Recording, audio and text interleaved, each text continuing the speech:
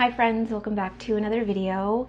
I feel like I have not filmed in so long. I am super rusty, but what was I gonna say? A few things.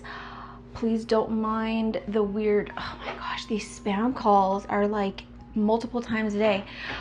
Don't mind the weird situation we've got going on here. I'm actually taking Archie to the pool right after this, and I'm literally just wearing my swimsuit under this outfit. Also, I am trying to film this during his first nap. I don't know how long that's gonna be, so I will get through as much as I can, but basically as soon as he wakes up, I'm just gonna cut it where it is and end the video. So hopefully we can get at least an hour of filming in.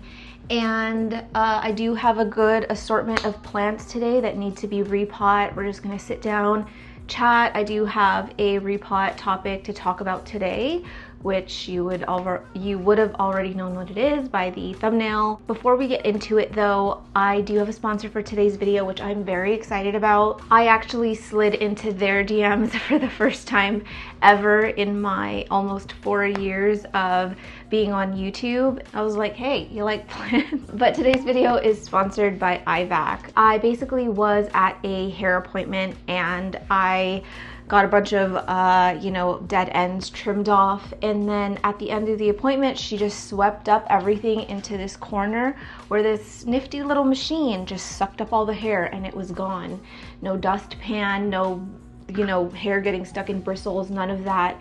It was the most beautiful sight. She explained to me the whole IVAC thing and how much she loves it. And then I noticed there was like an IVAC in every corner, and I'm like, yeah, I need that. I ended up getting the 2-in-1 air purifier vacuum because I knew that I wanted to get an air purifier for the house, but I wouldn't be able to fit an air purifier and one of these IVACs downstairs. So yeah, the 2-in-1 was perfect.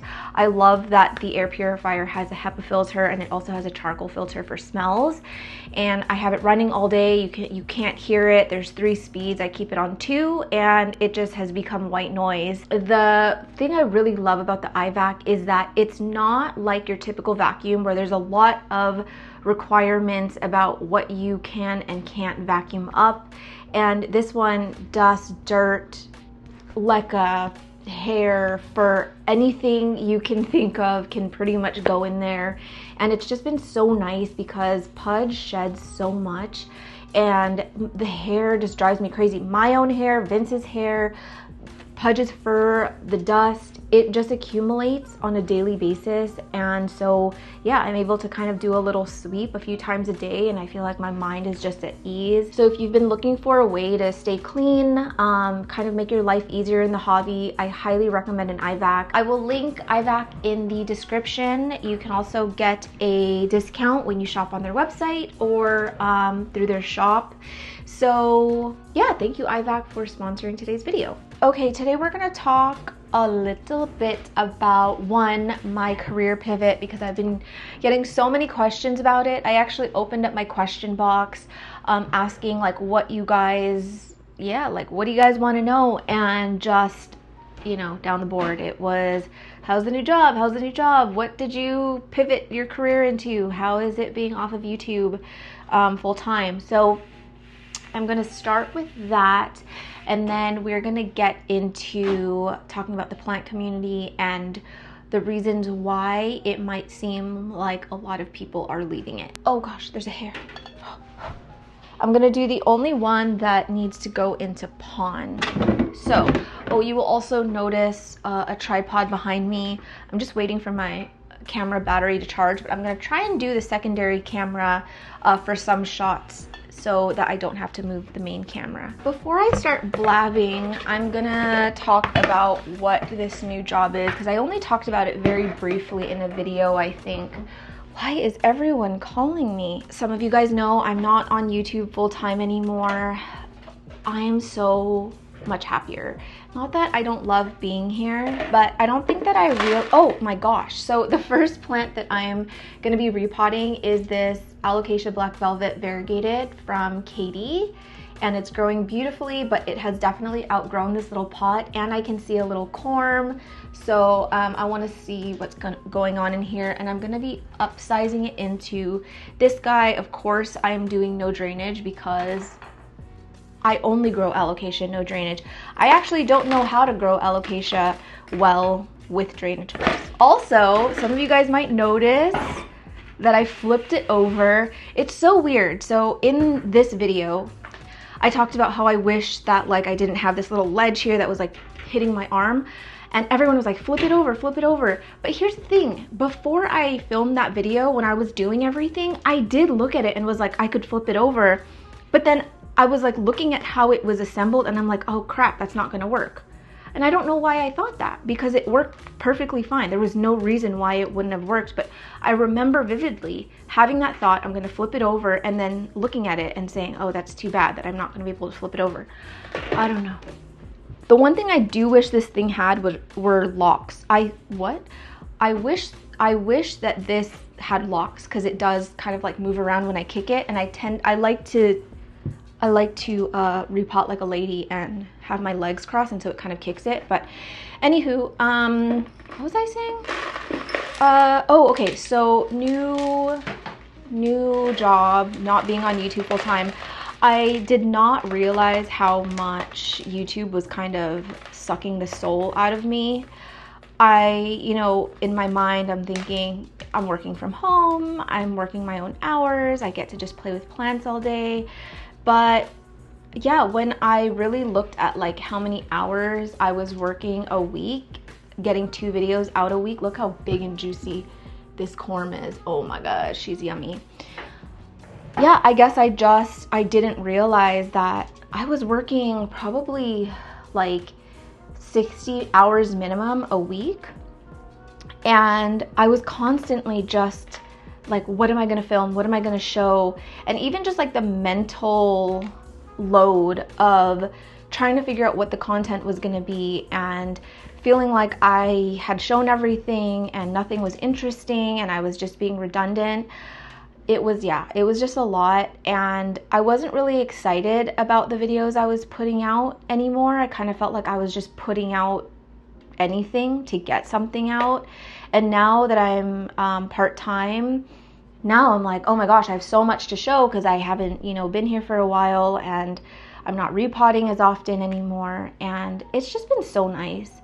It's been nice to get my time back. It's been nice to be able to just be a mom and not worry about like, oh, I need to meet this deadline. And it's just been nice. A lot of like anxiety has been sort of lifted, but now that I have switched careers, I have the anxiety of like the brand newness of everything. So now to get into what I'm doing, I am actually I've gotten into content videography. So I want to specialize in weddings. I want weddings to kind of be like my bread and butter. That's something that I really want to study in terms of getting really good at cinematic wedding videography. I also offer like family sessions, doing events and things like that. Pretty much anything you would need a video for.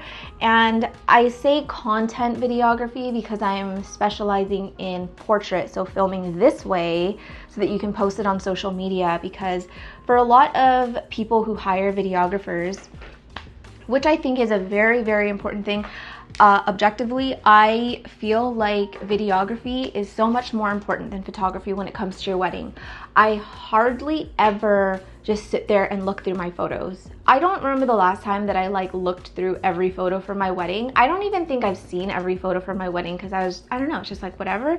But me and Vince watch our wedding video every single year on our anniversary, sometimes not even on our anniversary. And I just think it's like the one investment that you need to make into your wedding day. It is very expensive. I think we paid like $5 or $6 grand for our videography package, but very, very, very important and worth the investment in my opinion. So anyway, yeah, when you hire a videographer, you'll notice that it's always gonna be landscape, because they film it in a way that it's optimized to watch on a big screen, on your TV, on your computer, whatever. But you don't really have a like nice edit that you can share on social media. And not even just for sharing on social media, but like I feel like most of us are just on our phones watching videos anyway.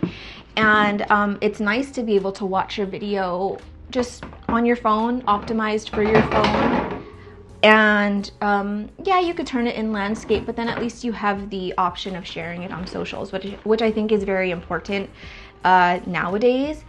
And even for a wedding, so I booked a wedding for December, and you know, she was saying that she wanted like everything in portrait because she's pretty much just gonna watch it on her phone. She's not really wanting to optimize it to like play on a TV or whatever. She's like, yeah, we want to be able to just like watch it on our phones whenever we want. So yeah, filming everything in portrait, which is great. I do offer landscape if you want to, you know, I can film it landscape, but just specializing in portrait. It's been a huge learning curve, because not only do I need to learn kind of like the art of cinematic videography, but I have to learn all of the gear. So I film with a Sony ZV-1, which is just like a vlogging camera. It's a little tiny camera.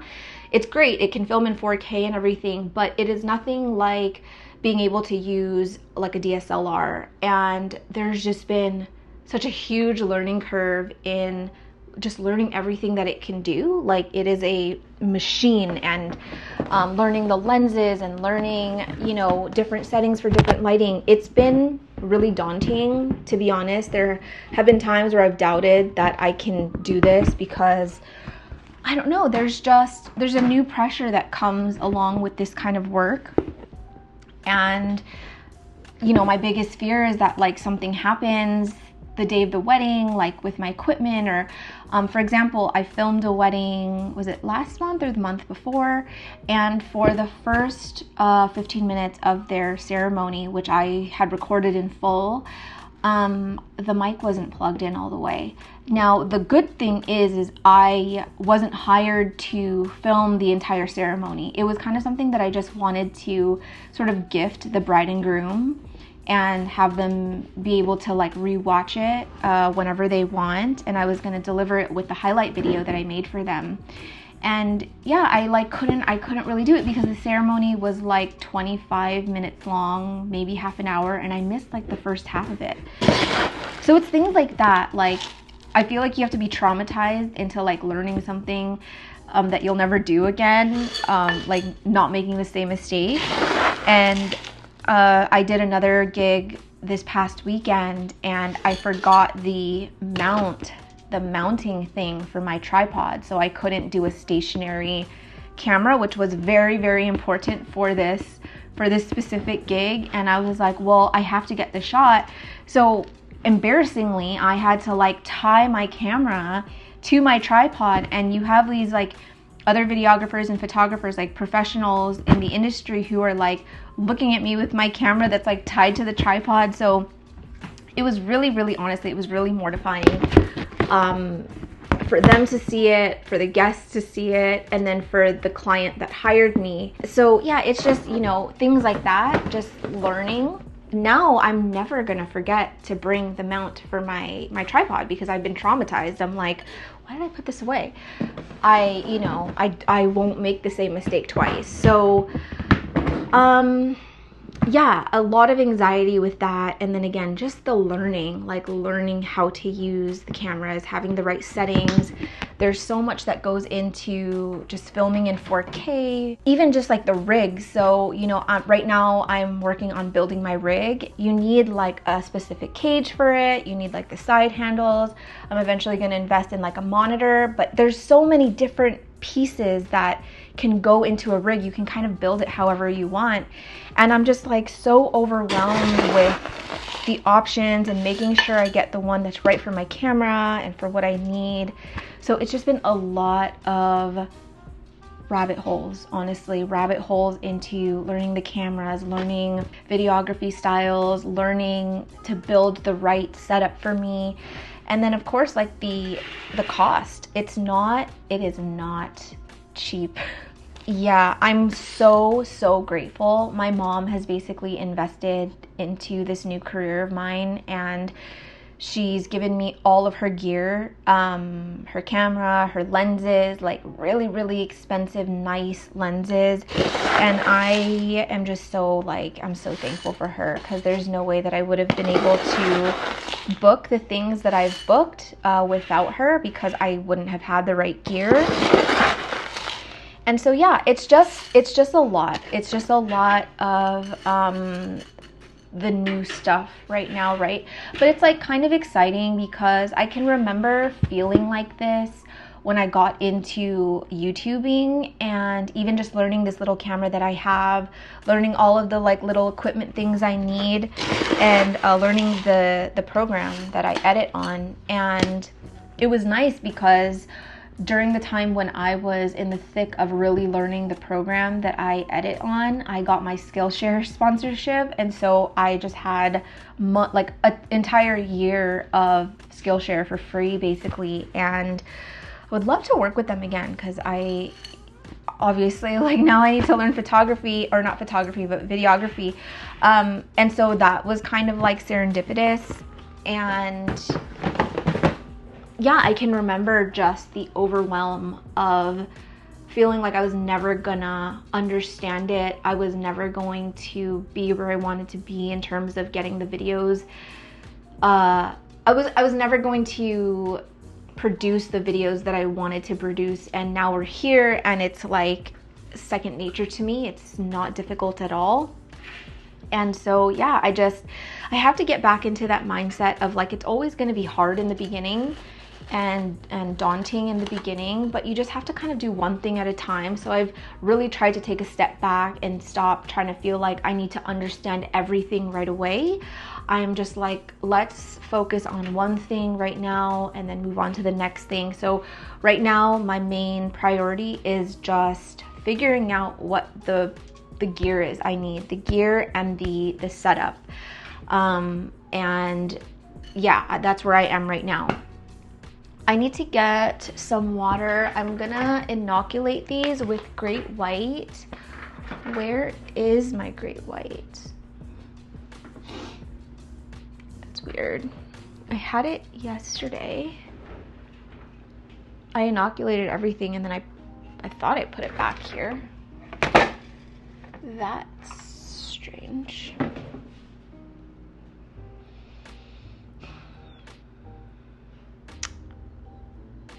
Where is it? I literally don't even have like a minute to spare. Oh, I put it down here. That's really weird.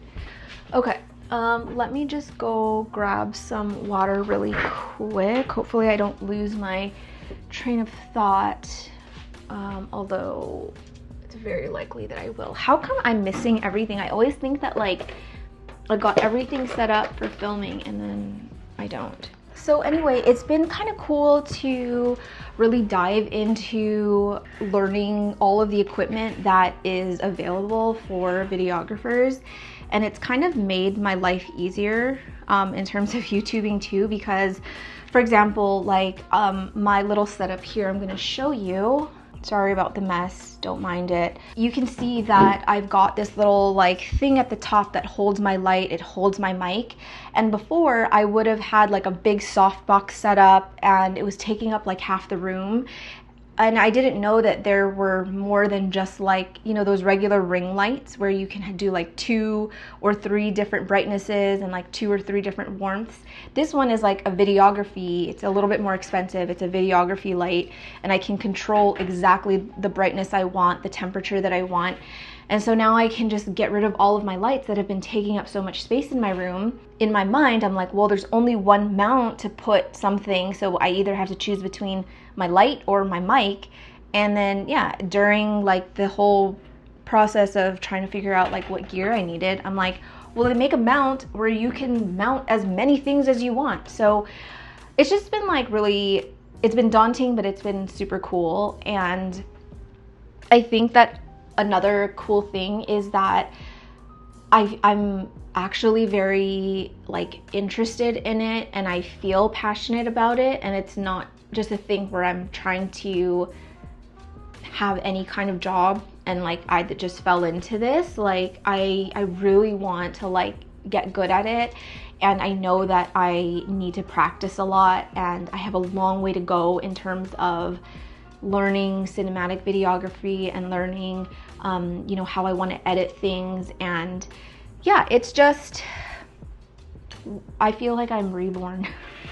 and I know nothing, but I'm like excited for what is to come, and I'm feeling really optimistic about it.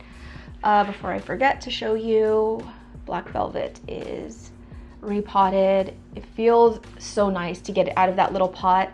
You can see my pond looks a little bit different. So I'm using a mixture of party pond, which is pond from Ina, the variegated plant shop. But I also added some akadama and I added some black lava rock to kind of make it look a little bit more earthy. And I quite like it. There's been a few plants that I moved into this pond mix. Oh, here.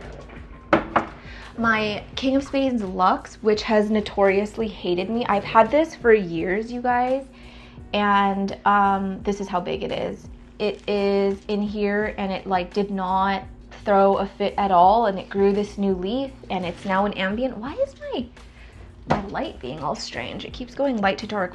There's another plant where, oh, this one, my blood moon. My blood moon I chopped and I gave the bottom cutting to Alice, but this was like a week and a half ago, and like look at it, it's crazy rooted. I will say though that the blood moon is just a vigorous plant in general. Like it grows so much faster than a lot of my anthurium and has just been really robust that way. So yeah, anyway, I am going to, I'll get this into like stratum or something. I don't want to touch it right now because I don't have gloves and I don't want to get itchy. And this one has been a popular gal every time I post her because obviously, look at her, she's freaking gorge. I love this. This plant makes me feel like I don't even need a King of Spades because it just has everything that I love in a plant like this, and this like new leaf. It is gonna eventually harden off to like this, not harden off, but it's gonna fade to this color, but it does stay this really, really like deep burgundy blackish color with like the red venation for a very, very long time until, you know, it eventually fades. Right now it is in this little tiny pot that dries out so fast, so definitely need to get it into a denser mix and a larger pot. I feel like I could talk forever about this like career change and like my experience so far, but that is not what this video is about. So maybe we'll pick it up another day and I can have people ask questions and stuff. But I do want to talk about hello. I do want to talk about the topic for at least a little bit before Archie wakes up. Sorry, I'm just trying to get set up here. I'm in the process of replacing this secondary camera. I'm gonna upgrade it, but for now, this should get the job done, hopefully. All right, so here is the root system. It is very, very root bound. It's so dry. There's so much like dry rot in here. I was like, I am one more time letting this dry out to losing it completely. And we don't make the same mistakes 5 million times, or at least we try to not. So like this leaf here, this is an example of it like drying out so much and constantly that yeah, it just never unfurled again. So I asked people on Instagram, I'm like, why do you think, first off, do you think people are leaving the plant hobby? And two, if so, why? Like, why do you think the reasons are for leaving the plant hobby? And honestly, like a lot of the answers really just echoed the same things that I have thought this whole time. So I'm gonna give you my thoughts first. Yes, I do think that people are leaving the plant community. I definitely think that it hit a peak during COVID. There were probably way more people in the plant hobby than maybe there ever was historically because of, you know, social media. So I do think that COVID is one of like the biggest reasons why it might seem like people are leaving the plant hobby, when in reality it's kind of just going back to like whatever the new baseline is. So yeah, those are my thoughts really about it. But you know, some people did give a little bit more detailed reasons why people might be leaving, and these were the top answers. So the first one obviously is COVID and just going back to work. I think that during COVID, because of the nature of us being home all the time, we had literally like an infinite amount of time to care for plants, and that was just kind of our life all the time. It definitely was mine. I didn't have a kid. I was working from home, and yeah, it was just plants all day long. And I think now with people returning to work, physically going back into work, not just like working from home, yeah, it's, you know, it's not as easy to care for plants anymore. And I do think that maybe people are realizing that they didn't really love plants the way that they thought they did. They just maybe liked the escape it gave them during a time like COVID, which I think is totally valid and totally fair. So yeah, that is reason number one. Reason number two, people said money and basically the recession, which I obviously completely agree with too. Living here in Vancouver, Canada, it is one of the most expensive cities to live in, and we are definitely feeling the recession. We're feeling it. I can't even tell you guys the anxiety about grocery shopping these days. It's like just shopping for a family of 3. We're spending sometimes $400, and this is like every 2.5 weeks. It's just not sustainable. And it's not like we're buying fancy things. We're not buying like expensive meats. Honestly, we are buying like the bare minimum to keep us fed. And we already shop at Walmart, which is a lot cheaper than a lot of other places. We don't go to Costco as much because it's just can't really afford the luxury of buying in bulk right now. And yeah, it's been tough. Like, we've really had to budget and like cut corners on things. And I wanted to kind of go away for Christmas this year, but can't afford it. We can't do it, can't swing it. And right now we are like, not violently or aggressively saving for a house, and we're getting really, really close. And so yeah, we just have to keep on cutting back where we need to. And with the prices of everything, it's just crazy. It's hard. Anyway, yeah, just not as much money to be spending on plants. And even though the prices of plants have come down like significantly, I think for the things that are trending, you're still going to be paying like pretty premium prices on it. In general, I'm just in a different place in my life right now, and I have zero desire to take home new plants, and I really, really want to cut my collection down even more and just keep the ones that I really love. And so yeah, buying plants right now, it's not even on my radar. I don't even like look at what's available. I don't really even window shop anymore, which is something I really used to love doing. Like at night, I would just sit and go on my favorite, you know, plant shop websites and just scroll and add things to my wish list. Now I'm like, I don't want to add anything to my wish list. I need to have less plants, actually. I'm gonna rip off some of these leaves. I'm gonna rip this guy off, and you can stop now.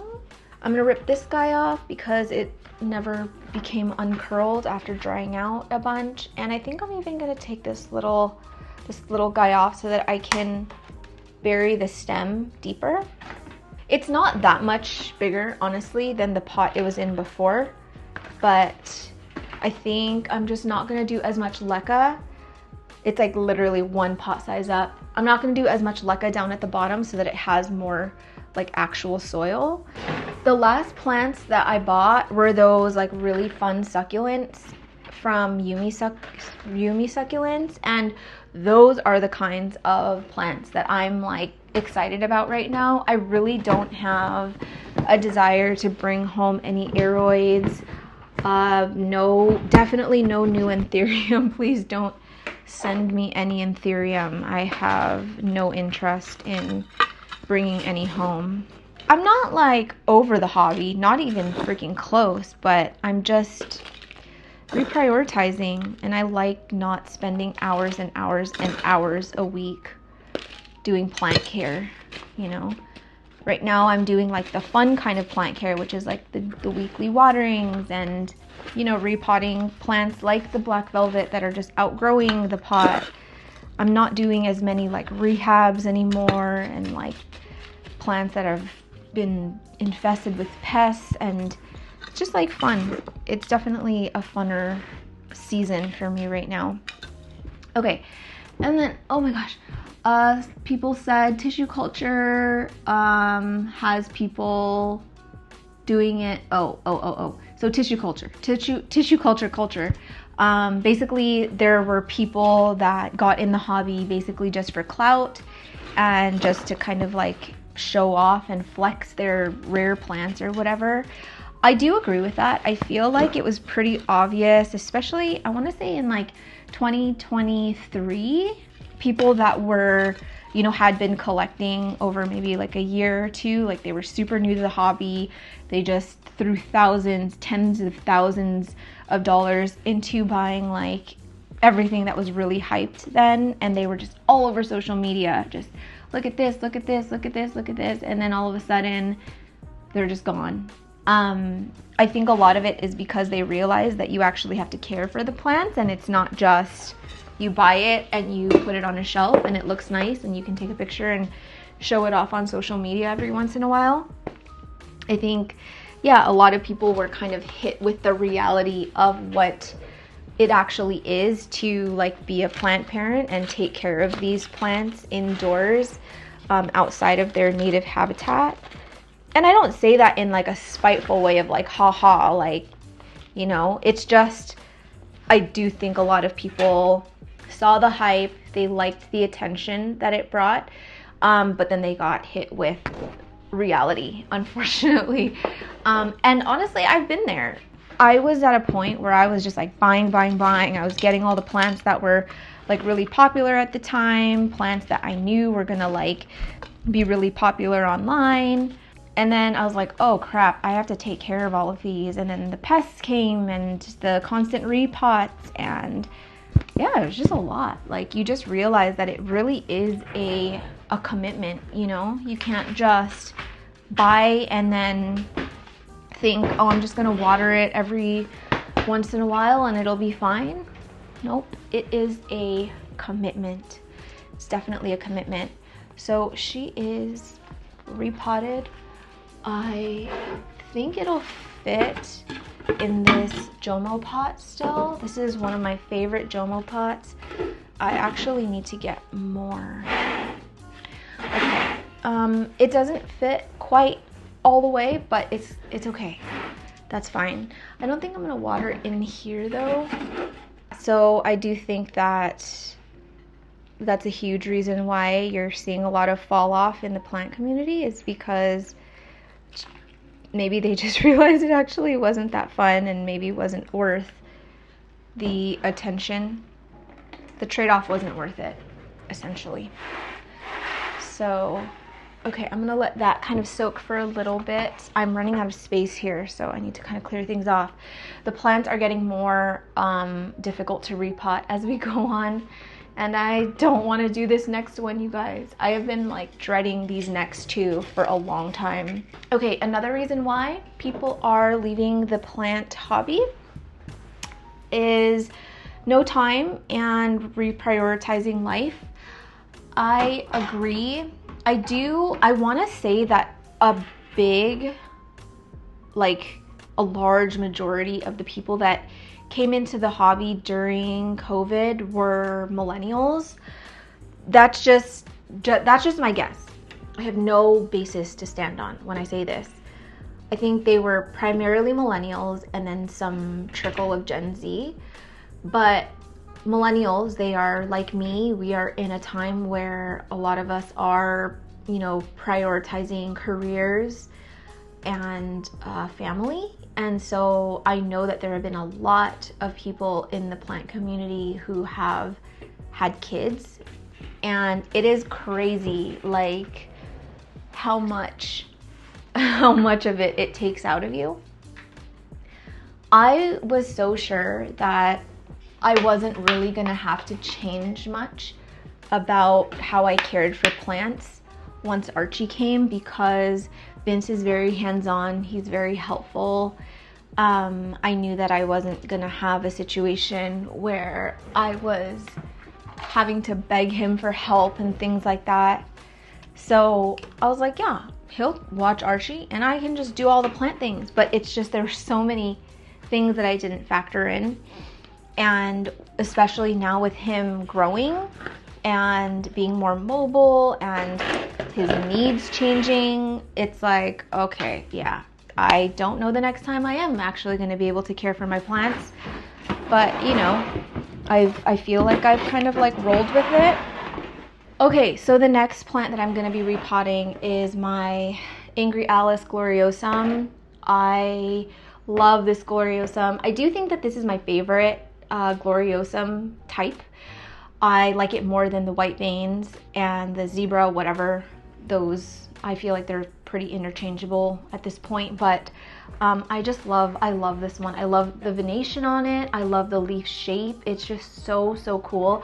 So if I only could have one Gloriosum in my house and I had to get rid of the other one, I think it, yeah, no brainer for me, it would be this one. But the situation is dire. It's in a very small pot. I have given up on trying to pot these kinds of plants in horizontal pots.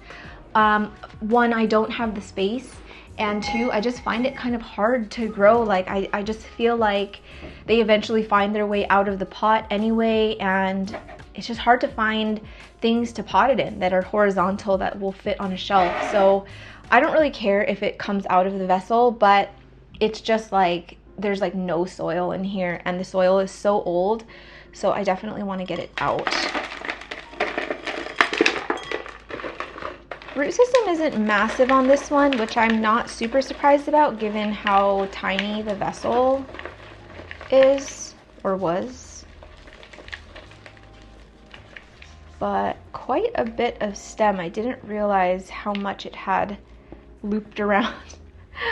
I could probably chop it, but at the same time, I do want to keep as much of the root system as possible because I am trying to kind of size this guy up. It's been a very steady grower. It definitely sizes up much slower than my Gloriosum zebra, but it's fine because I'm not in a rush. Okay, what were we talking about? We were talking about, time, and yeah, so I do think a large amount of the people in the hobby were millennials, and I just, think we have either really immersed ourselves into our careers or our family life, and for me, it's been both. And so I just don't have as much time to engage in the community and be as present on social media as I used to be, but it doesn't mean that I'm like out of it. Which leads me to the next thing, which was another point that people brought up, and that maybe people aren't necessarily leaving the plant hobby, but are leaving being present on social media, whether that be having their own account or even just being active in like Facebook groups. And I do think that could be for a different amount of reasons. One, again, just life shift, like priority shift, just not having the time to be present and social. And then two, some people had mentioned that the plant community is just toxic. And I can see both sides. I think I've seen the best of the plant community and I've seen some of the worst. I feel like, especially being on YouTube, I have some of the best people on here who they say that they're not even like into plants anymore, but they still watch me so that they can support my career and too just like kind of know what is going on with me. And I just find that to be really nice. And just in general, like you guys are like always freaking hyping me up, and I feel like I get so much love from you guys that I don't really deserve sometimes. Oh my god, this funk is But then, you know, on the flip side, I've seen like the worst of it. Like I've just had the most vile people on here. So yeah, I think it's not just the plant community. It's not like an isolated thing. I think any community you go into, it's gonna be, you're gonna have like the dark side of it. No matter how innocent it might seem. Like my sister, she is really heavily into like the bamboo cloth community, like doing cloth diapering and stuff, and it gets nasty in there sometimes. She like will send me like random tea from the Facebook group, and it's like something as innocent as cloth diapering for your kids. And keep in mind, 99.9% of the people in these groups are like moms.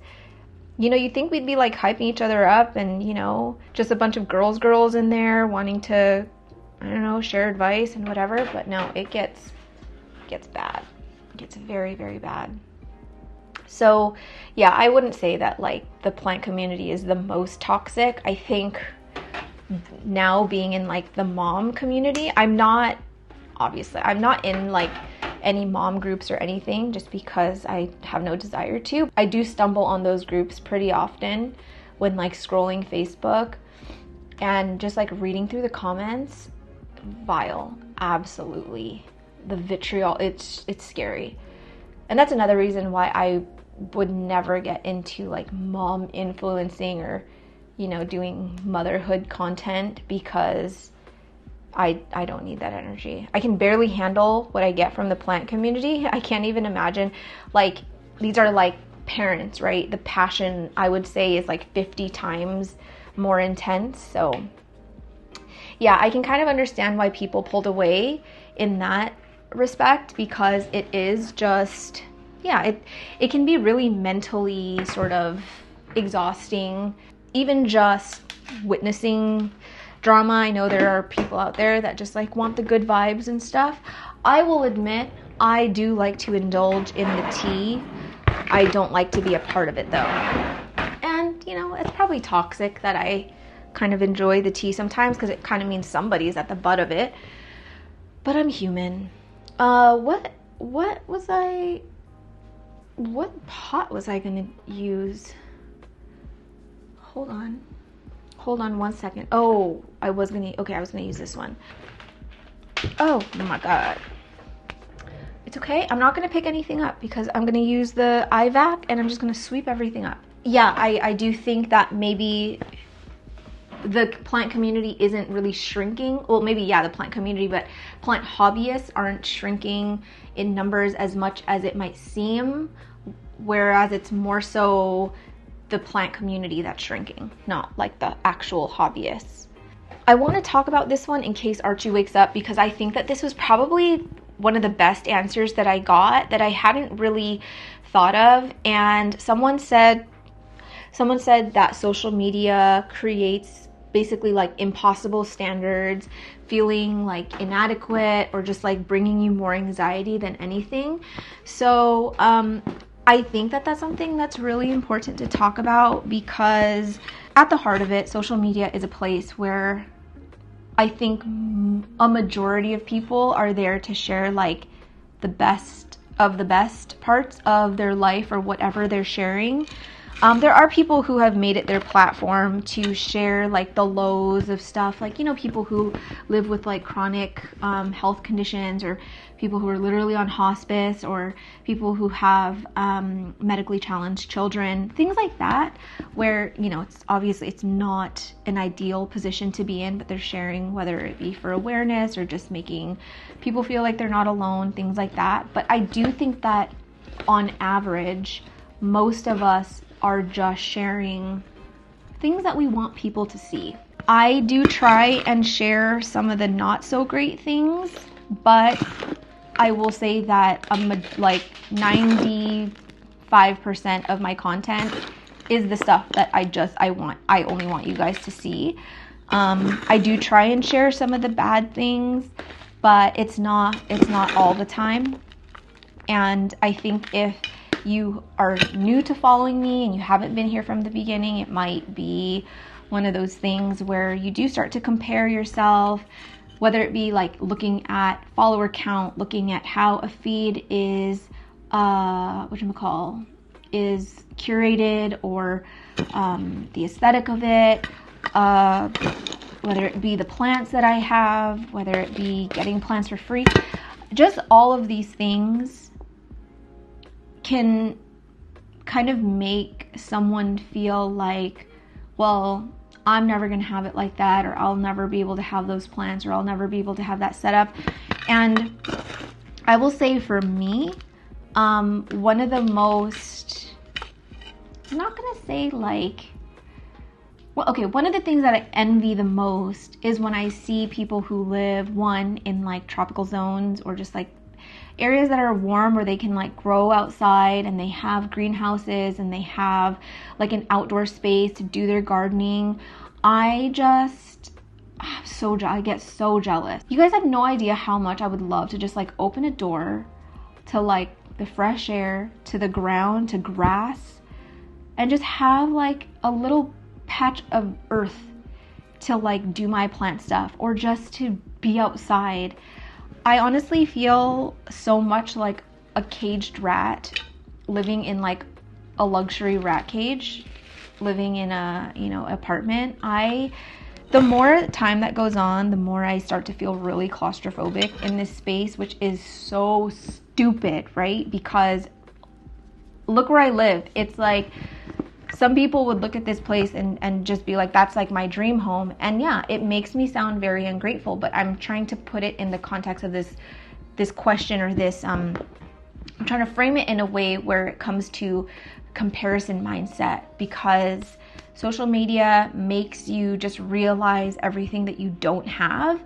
And I smashed it and it just flew away. A lot of us do try and practice gratitude and say like, I'm happy for what I have, and I have things now that I wanted back then, and I'm still not happy. But when you scroll social media, you see all these like beautiful homes and beautiful outdoor spaces, and you see people who have just like acres and acres of land and the view of the like Rocky Mountains. I'm just like, I can't believe people live like that. It's crazy. But then I'm sure that there are people who are looking at me in my position where I live and are like, I can't believe people live like that. So I do think it's important when you're in the plant community to kind of, constantly practice gratitude, because it can sort of make you feel less than, I guess, in a lot of ways, and often, whether it be because you envy someone else's collection, whether you envy the fact that they have like their own greenhouse, or they even have a plant room. Like, we all have different circumstances, and I do think maybe the comparison mindset has driven people away from the community, because it makes them not feel great, I get it. I think that if I weren't on social media as like a career, I probably would have, honestly, by now, especially this year, I probably would have fallen off. I probably would not be posting on social media. I'd probably just be out of it. But right now, to be honest, I feel like I have to do it to not only stay relevant, but to make sure that the platform doesn't die completely. I mean, it's already dying a little bit. I feel like I've kind of hit my peak, and it's just kind of at baseline now, or of what it's gonna be like forever. And mostly because I'm not exerting any more energy into it than what this is. I don't have really a desire to see how I can grow the channel more, how I can grow my Instagram following more. I'm not prioritizing that anymore. It's not something that I really think of. Right now, my mindset is just completely in this new career pivot. But obviously I want to sustain what I've built, and I want the people who have subscribed to me and still do like to watch my videos on a weekly basis, or I guess bi-weekly basis now, to kind of feel like they're watching things that, or they're watching videos of the quality that I produced before I went part-time. Like, I don't want to half-ass it in that way. I still want to give I still want to give you guys a good show, you know. But yeah, if that weren't the case, like if I weren't in social media as like part of my job, I for sure would have fallen off, and you would have probably thought that I'm like not into plants anymore and I'm not doing plants anymore, but I really just have kind of left the community. Yeah, anyway, I really think that that's an important point to make. I think at least a small majority of people who have openly aired their grievances with the plant community, or how much it's toxic, or how much they don't want to be in cliques and things like that, I want to say a little bit has to stem from maybe insecurity. But I think a lot of it too comes from a genuine place of like, I just don't like this culture. I just don't like this kind of community, and I think that's fine. I think you can very much still be in the hobby and enjoy the hobby without having to engage with the community. She's repotted. She is barely fitting into here. Honestly, it's going to crawl out of this pot, which is fine. I'm going to just let it crawl out. I'm going to actually help it up. Once it starts getting towards the end, I might like prop it up with a rock or something so that it can grow outside. And as long as it has enough roots in this pot, I think it should be able to sustain the new growth. Hopefully. I'm not going to lie though, you guys, I really am dreading repotting this next one because it is going to be very difficult. I'm dreading this one because of how difficult it is to maneuver, and I'm going to have to move this so I can show you the plant in its full glory. Some of you might know which one is about to enter the screen. Oh my gosh. Cissus quadrangularis. I just chopped it down so much because there were a few people who had been wanting cuttings, and so yeah, I took a lot off, but it's still so big and there's so much new growth up at the top. I started fertilizing like at full strength probably like 3-4 weeks ago, and I feel like the plants are already showing like so much more growth than it would have before. I think I'm gonna remove a lot of these leaves. So with the Cissus quadrangularis, you'll notice that it grows these tiny little leaves, and it's got little tendrils that kind of wrap around the entire plant, and it like sort of like chokes itself out in a way. I've seen little pieces of it that have completely turned black because it was wrapped so tightly and it just like wasn't getting any more water and things like that. So I don't have this plant for the leaves and for the tendrils, so I actually will sit here and like pull them off sometimes and just allow the plant to breathe. But I know that it's looking for a trellis. It's looking for something to hold on to, but I don't want this plant to climb. That's the thing. I like it as a trailing plant. So yeah, anyway, going back to what we were talking about, I think maybe some people might feel like being on social media is bad for their mental health because they just feel like their collection isn't good enough or how they're caring for plants isn't good enough. And I've been there for sure, especially when I compare myself to other like plant influencers and YouTubers who grow plants so much better than mine. And then, you know, I get the occasional comments of like, yeah, you have a great collection, but you don't know how to grow them. Like all your plants look sick and stuff, without knowing like the full context. Like it's literally, I'm in the middle of like a full-on pest outbreak or something. But there's really no excuse. Like I feel like other people too have pest outbreaks and their plants still look a lot better than mine. And I'm not, I don't feel like I get defensive because for me it's not a competition. I'm not trying to prove myself to anyone in that way. But it's, you know, you hear these things and you're like, yeah, maybe I am not very good at growing plants. But then I just remind myself that like the only person holding myself to any kind of standard is myself. And I feel like I'm happy with the way my plants look in my house, and I don't really have a desire to try and, you know, have them grow at a astronomical rate that I can't keep up with. I kind of feel like it's growing at a good pace. And I feel like this year I've gotten a lot better at growing plants.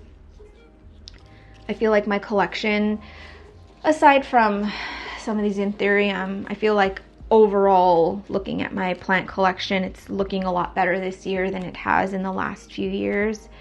And it could be because I have less plants now and just way more time to, you know, care for the ones that I do have. So, okay, I took off most of the little tendril things. Hopefully I don't get itchy, but the pot situation is bad. Oh, and it's filled with water. Why?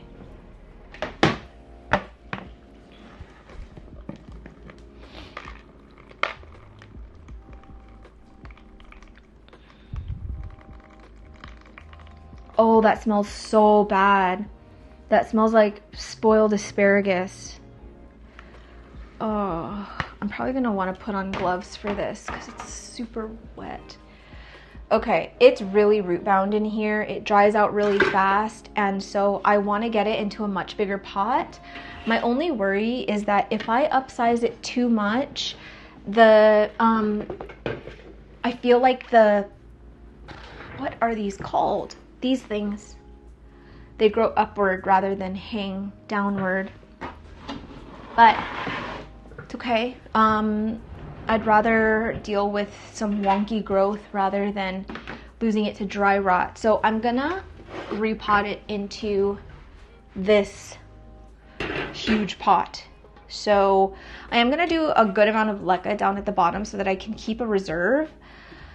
I don't know if it's gonna fit on that shelf. So, you know, we do things and then we deal with the consequences later. So that's a later me problem. So I'll do about this much. I do need to get it out of here first though.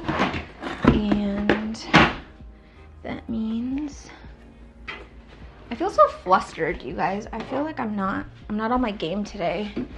This is the first time that I've filmed for YouTube in a long time because I did a bulk of my filming before my mom and my dad came to visit. So I didn't film for like basically a month.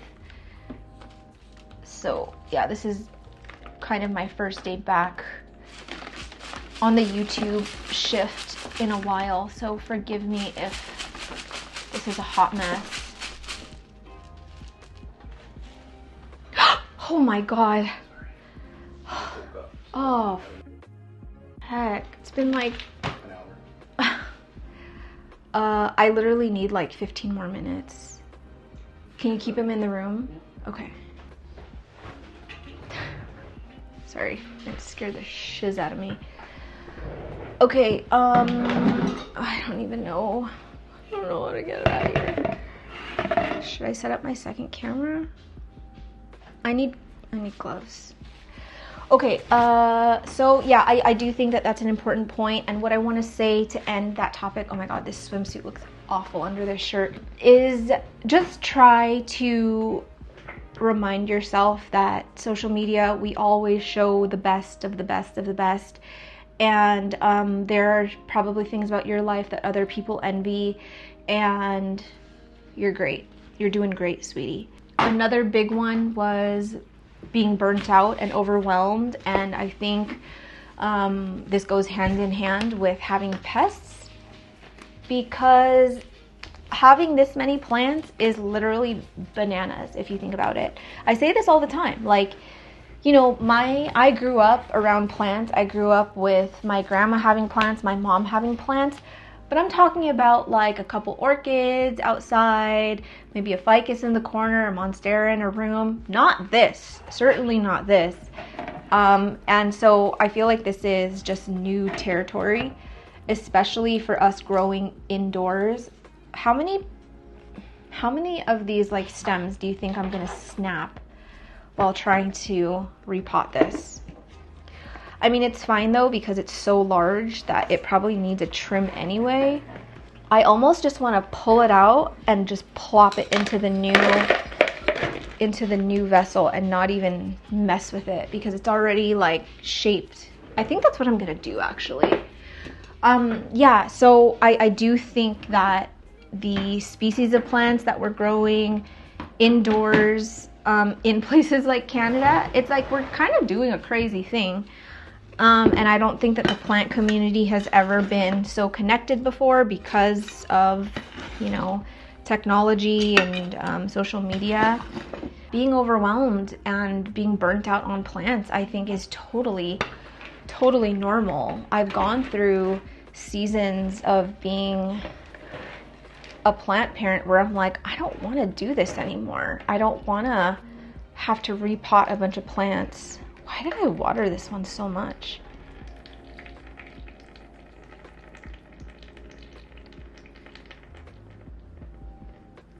That smells absolutely foul. Like, I can't even explain it. It smells like asparagus, and I hate asparagus. Okay. Ugh. It dripped on me. Okay, I think I just want to do that. And then just fill around and pack. Okay, that wasn't so bad. I was being dramatic. I think a reason why I've been so motivated to downsize my collection is because I realize how much funner the plant hobby is when you don't have hundreds and hundreds and hundreds of plants, where you just have sort of a manageable large amount. I think to the average person, even having this amount and considering it like on the low end is crazy. But if you think of it in terms of what we're used to and what is like the normal now, yeah, it's like so much more manageable. And I really look forward to the times that I do get to care for my plants, because I know that it's very intentional, and I'm able to be a lot more proactive now in terms of repotting, getting on top of pests, things like that. Whereas before it was just kind of like panic mode all the time, like who needs me the most, like who's about to die. And I feel like just being always in like fight mode with plants completely takes away like the zen part of it. You know, yeah, you have moments of like seeing a plant rehab and come back to life, or you have like a brand new leaf that you've been excited for, but those are like so far and I can never get this saying right. Few and far and in between, whatever. It's just, you get these highs every so often, but it's like you're more so just on the defense, and I just don't feel like that is a good way to be in the plant hobby and enjoy your plants. I feel like you're kind of robbing yourself of like a better time. Oh, I broke this off. It's okay. I'm gonna just try and repot it. Yeah, I feel like a lot of people are robbing themselves of a good time. And I don't want to say that and make anyone feel targeted, but I do think that there are people who have a lifestyle and have like a personality where they can manage the amount of plants that they have. But I think for a majority of us, you would be surprised at how much happier you'd be with less plants. And I'm not trying to sit here and convince you to like sell off your entire collection. That's not what I'm doing at all. I just kind of want to give you an opinion from someone who's been on both sides of it, and I can tell you that it's not as bad as you think it's gonna be. I thought that like getting rid of a lot of plants was gonna be the end of the world for me, but you kind of realize after a certain amount of time, you don't even like remember who you got rid of. It's not until I like go on social media and I like look at my old posts or whatever, where I'm like, oh yeah, I had that plant, or like, oh yeah, I forgot that I sold that.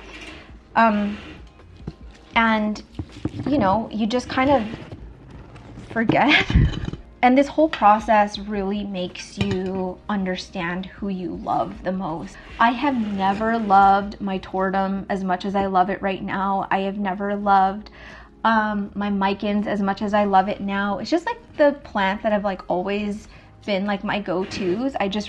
It's just reinforced that they really are my go-tos, because no matter how many new plants have come into this house, I still gravitate toward them and I'm still very excited about them and happy that they're in my house. The grass it's just as green, if not greener, on the other side. That wasn't so bad, honestly. That really was not as bad. I think it would have been really bad if I tried to like unpot the soil that it was in. And of course I would have loved to like remove some of that old soil that's not as like nutrient dense and get like this brand new soil in it. But I think the trade-off is just not worth it. Like, this is a much bigger pot anyway, and I think it's gonna be fine. So I am super happy. I'm really happy with how this turned out. I think that was like as good as it could have gone. Honestly, I'm so happy. Thank you to the plant gods for being with me today, because I definitely think that this could have ended in a disaster if I tried to do too much. Sometimes less is more, you know? Less is really more. And now I've made a huge mess in here, and I cannot wait to use my IVAC to clean it all up. Seriously, IVAC, 100% worth the money. Not even, I don't think that it's that expensive compared to some of the vacuums on the market now that like don't say that you can vacuum things like soil and perlite dust, things like that can actually like ruin the filter or like ruin the mechanism in the vacuum. Right now I'm primarily keeping the IVAC on the first floor because that's where I'm doing like pretty much all of my repots these days during the day, and then that's where all the mess is happening, and I just get more from it using it down there. But I for sure want to get one for this plant room in the next few months. That is my goal. But yeah, definitely. Oh, I bent this to shiz. Oh no. Okay. One casualty. We made it so far. I turned it the wrong way. Anyway, that is going to be it. My child is awake. I'm going to go take him to the pool and go get some lunch. Thank you guys so much for being here. Thank you for hanging out. Thank you for contributing to today's conversation. If you guys answered any of my questions or you contributed when I asked a question, I really, really appreciate it. If you guys want to know more about this new job, if you have any specific questions, maybe I can do another repot and chat where I'm just talking about personal questions or jumping into a new career in your, am I late 30s now? I'm turning 36 next month. So yeah, late 30s. Well, I'm still 35, okay. So yeah, anyway, I'm gonna go. Thank you guys so much for hanging out with me on another Saturday. Thank you, IVAC, for sponsoring today's video, and I will see you in the next one.